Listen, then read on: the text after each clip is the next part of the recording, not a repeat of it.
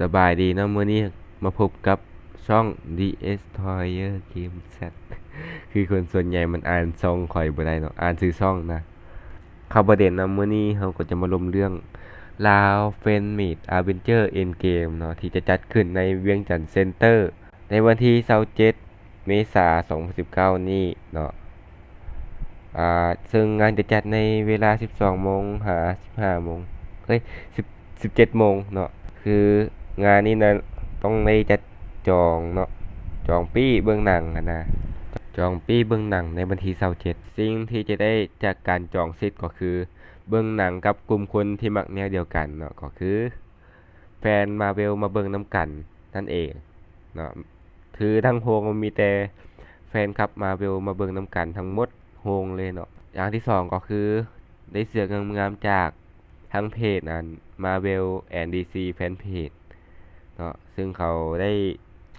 ร่วมกันกับอย่างอันเมเจอร์เวียงจันทร์เซ็นเตอร์เนาะแล้วก็อย่างที่สามเนาะได้ลิ้นโบลิ่งฟรีหลังจากเบื้องหนังอเวนเจอร์จบแล้วนั่นเองเนาะอย่างที่สี่ก็คือสิทธิ์ในการลุ้นรับรางวัลจากกิจกรรมต่างๆที่จะเล่นหลังเบื้องหนังจบนั่นเองเนาะคือเบื้องหนังจบแล้วจะไปลินโบลิ่งก็ได้หรือจะไปลินกิจกรรมก็ได้เนาะ งานนี้มีเพียงวันเดียวเท่านั้นเนาะและมีบอลหนังเพียง150บอลหนังคือคือค่อยจองไปแล้วเนาะบัดประมาณนี้น่าจะ70บอลหนังแล้วเนาะค่อยเนาะกับ